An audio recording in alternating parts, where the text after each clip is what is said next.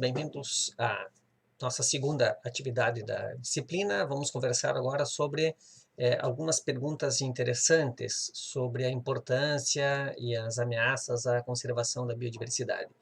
Vocês já devem ter passado por perguntas desse tipo, essa espécie aqui, que você está dizendo que é bonitinha, que você chamou atenção para mim, mas afinal de contas ela serve para quê? E esse lugar aqui, esse parque, por que não é melhor vender a madeira que tem aqui e plantar nessa área e ganhar dinheiro com a madeira e ganhar dinheiro plantando grãos? E por que, afinal de contas, conservar essa espécie? Por que manter esse lugar do jeito que ele está? É sobre isso que nós vamos conversar agora. E, bom, quais são as ideias principais que nós vamos desenvolver aqui? A primeira delas é que existem razões práticas, a gente pode chamar essas razões de egoístas ou de antropocêntricas, para conservarmos a biodiversidade. Que razões são essas? Em primeiro lugar, a biodiversidade proporciona bens que são estratégicos, seja através do extrativismo, aqueles recursos biológicos tradicionalmente explorados, ou seja, através da oferta de recursos emergentes. Lembrando que, à medida que os recursos não renováveis tendem ao esgotamento ou se tornam mais caros, recursos renováveis, recursos biológicos, tendem a substituir esses no mercado. Então, a nossa dependência da biodiversidade tende a aumentar ao longo do tempo e não a diminuir. E também a biodiversidade proporciona serviços que são essenciais, que são insubstituíveis e que não têm preço. Então, essas seriam as duas principais razões práticas para a conservação. Mas existem também razões morais para se proteger a biodiversidade. Resumindo, então, existem justificativas que são egoístas, que são antropocêntricas, e existem justificativas altruístas, justificativas não antropocêntricas, justificativas éticas para a conservação. Vamos conversar sobre elas. Quais são as justificativas egoístas? Conserve a biodiversidade, porque a sua sobrevivência depende dela. E as espécies produzem bens e produzem serviços ecossistêmicos.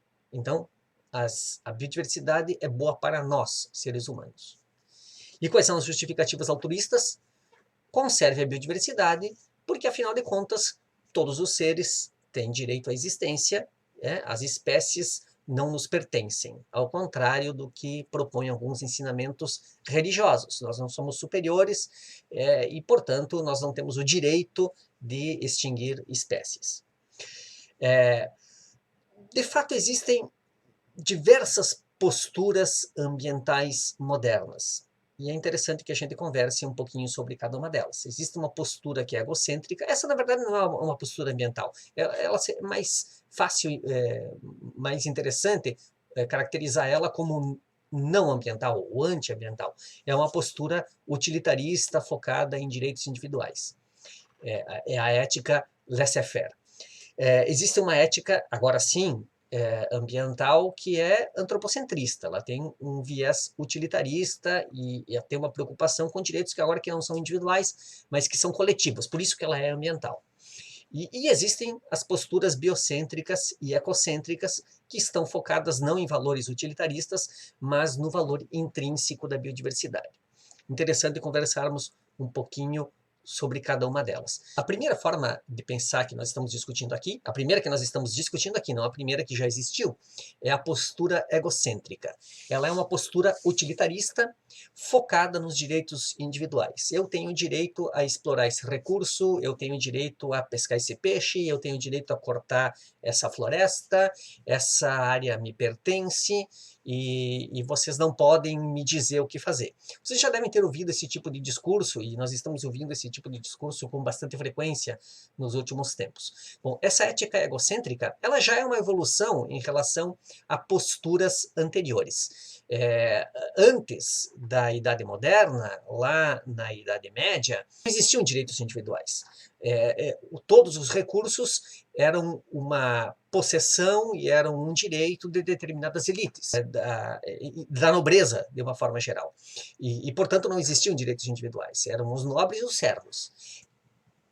A partir do surgimento da burguesia, a partir do iluminismo, a partir do Renascimento, surge essa demanda dos indivíduos por seus direitos pessoais, e daí vem essa ética laissez-faire. Não, esse é o meu direito individual. Então, observem que ela é uma postura que propôs uma inovação em relação a posturas anteriores, mas ela já é razoavelmente antiga, tem lá pelo menos os seus 3 séculos.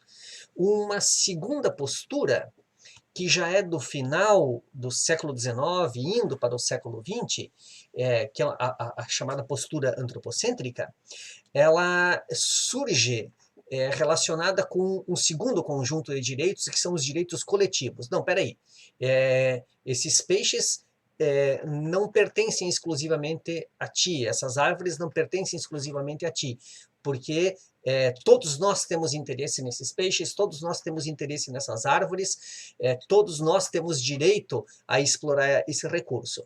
Então, já que ele é um direito de todos nós, então nós vamos precisar conversar sobre como gerenciar esse recurso. Daí vem a ideia do uso sustentável, daí vem a noção dos direitos que são de todos, e o princípio do manejo que é mais intervencionista, que é utilitarista, que está lá na raiz do conceito de desenvolvimento sustentável, que é o compartilhamento equitativo e o compartilhamento eficiente desses recursos, já que desses recursos resultam bens que são bens coletivos, que são bens comuns. E essa postura, ela continua tendo o ser humano como centro e continua olhando para a natureza de forma utilitarista. A natureza é um conjunto de recursos que estão à nossa disposição. Nós precisamos administrar o uso desses recursos de forma equitativa, de forma justa e também de forma eficiente. Quais são as justificativas antropocêntricas para a conservação da biodiversidade? Utilitaristas, focadas nos bens coletivos. Bom, em primeiro lugar, a natureza é fonte de mercadorias, é fonte de commodities. Daí o extrativismo, madeira, caça, pesca, frutos, plantas ornamentais, pinhão, açaí, peixe, são todos produtos extraídos diretamente da natureza e que têm um valor econômico importante. Não é possível imaginar a vida moderna, o mundo moderno, sem extração de madeira de origem silvestre. A economia contemporânea não funciona exclusivamente com madeira plantada, não funciona exclusivamente com piscicultura. Pesca e madeira têm um valor econômico em termos globais enorme. E à medida que o tempo passa, nós também vamos incorporando outras mercadorias e outros commodities no mercado. Por exemplo, o açaí, que até 15 ou 20 anos atrás era um produto regional do norte do Brasil, consumido de uma determinada forma. Agora se tornou um produto que é nacional e que já começa a ser exportado, que foi ressignificado e que tem uma importância no mercado, uma importância econômica que é crescente. Então observem que a importância desse recurso foi crescendo ao longo do tempo e não diminuindo. E ele não era um recurso, não em termos nacionais, não em termos globais, até uns 20 anos atrás. Então, é uma evidência, né, de que a importância dessas mercadorias, o conjunto, o portfólio de mercadorias, muda ao longo do tempo e aumenta ao longo do tempo, ao contrário do que muitos podem pensar.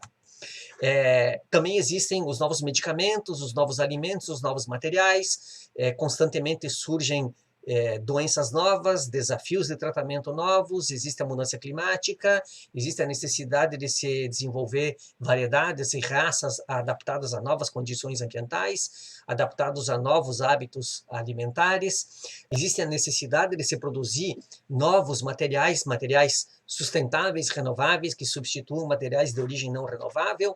E onde está a matéria-prima para a produção de todas essas mercadorias e commodities ambientais? Estão na biodiversidade. Então, ela é fonte de matéria-prima, no mínimo de inspiração. Essa é a história dos medicamentos, por exemplo. Metade dos medicamentos tem origem na biodiversidade. Chás e preparados tradicionais, para os quais depois se descobre o princípio ativo e eles passam a ser sintetizados. Essa é a história de metade dos medicamentos. E essa também é uma justificativa antropocêntrica importante.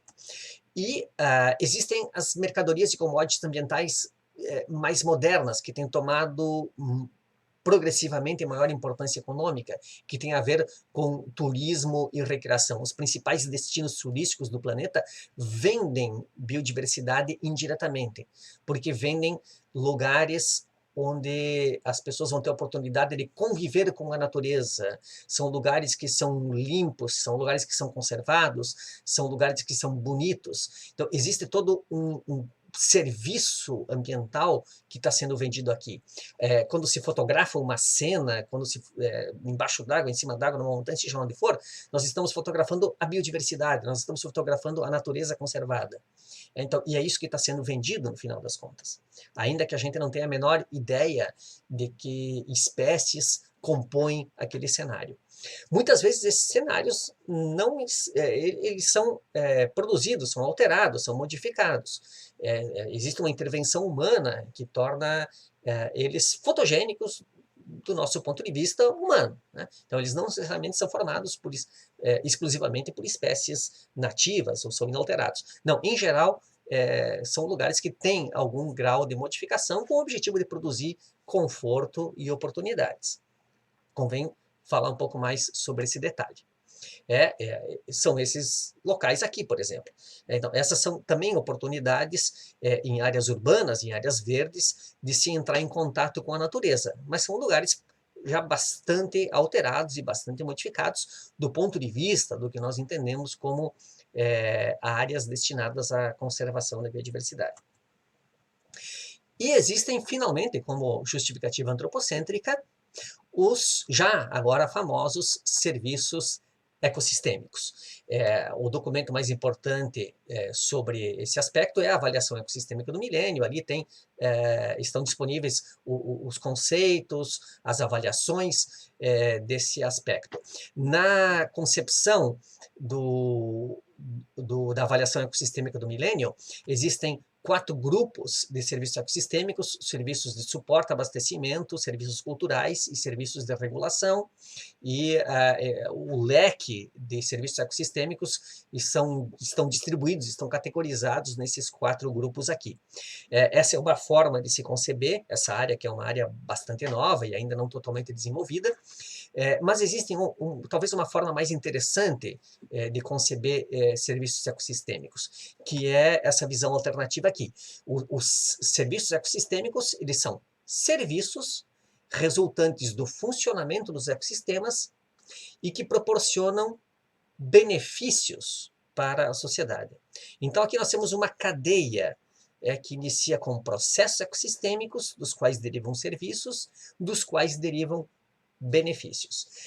Na avaliação ecossistêmica do milênio, processos, serviços e benefícios são todos eles chamados de serviços, de diferentes categorias.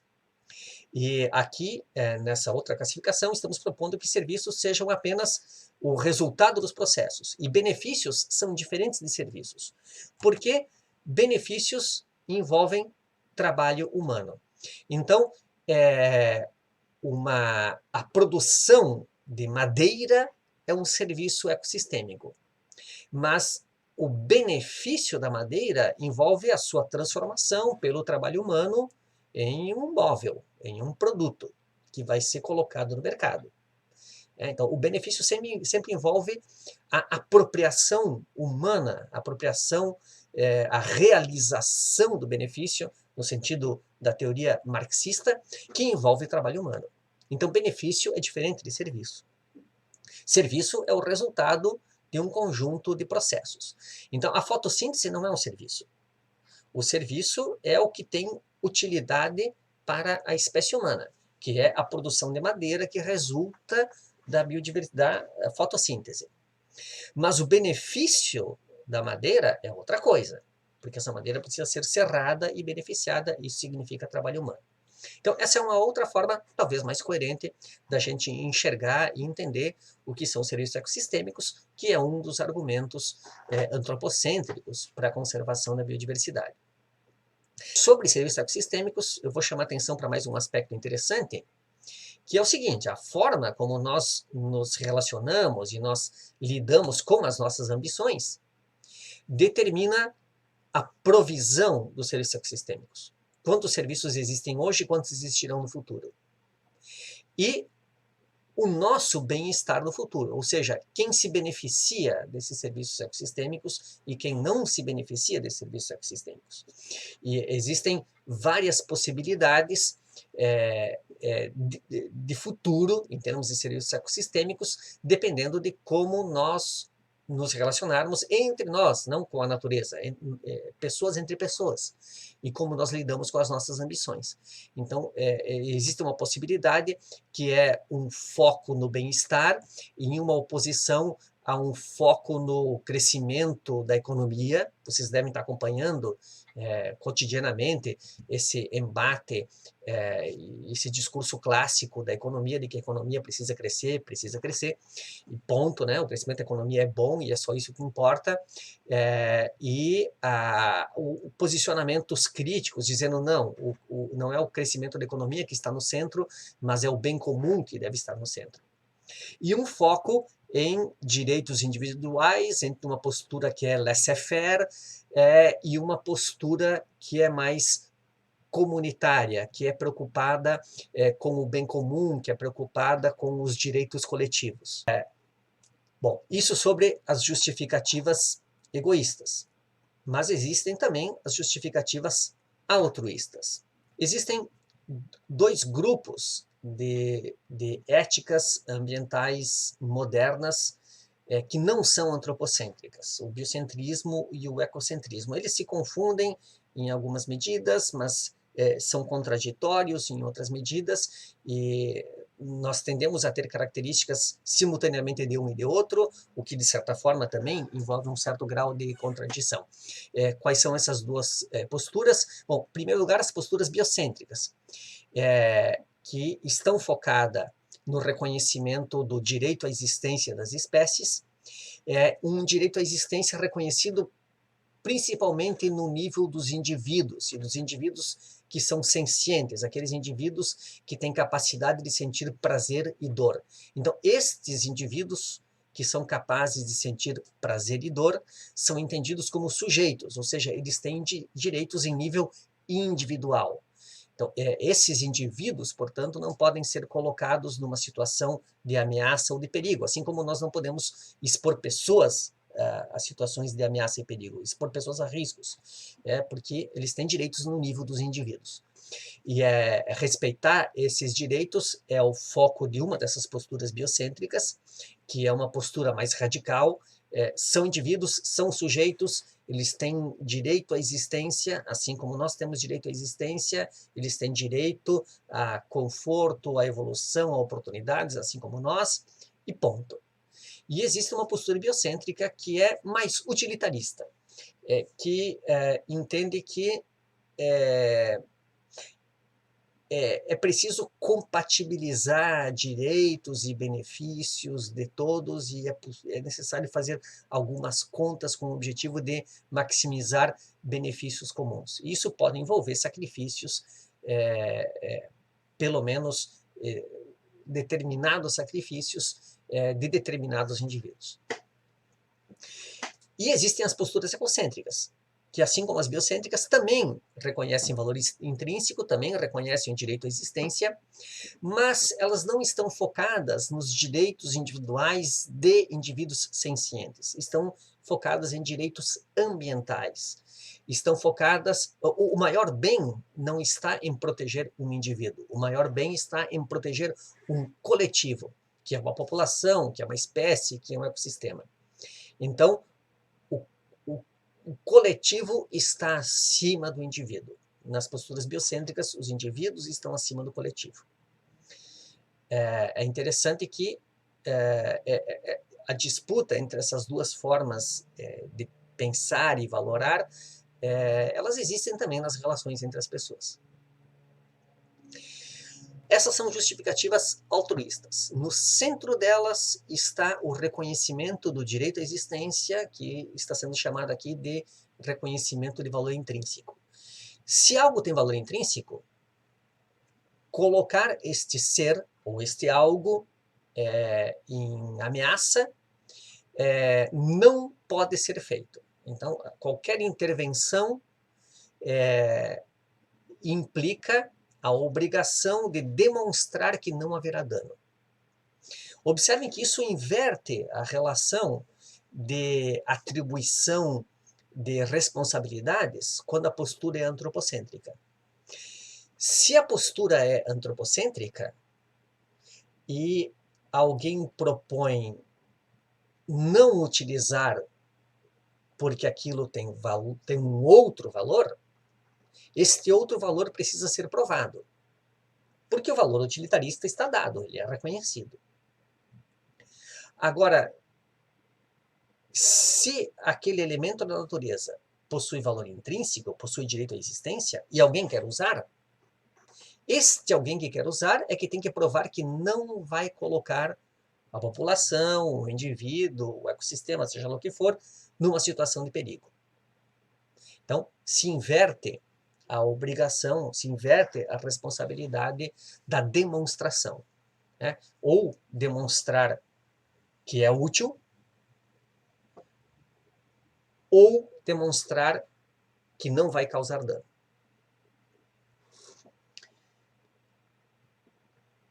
Como a gente toma uma decisão sobre os camarões, por exemplo? Se nós adotamos uma postura utilitarista, então, bom, o camarão é um recurso alimentar. Está dado que ele é um recurso alimentar e a gente diz, não, a gente não tem que colocar um limite na exploração do camarão porque ele presta um serviço ecossistêmico, ele é o aspirador de pó, a vassoura dos oceanos. Bom, você vai ter que demonstrar isso. Ou porque ele é um ser que sente prazer e dor, ele tem direito à existência, por isso a gente não pode causar dano. Bom, você vai ter que demonstrar isso.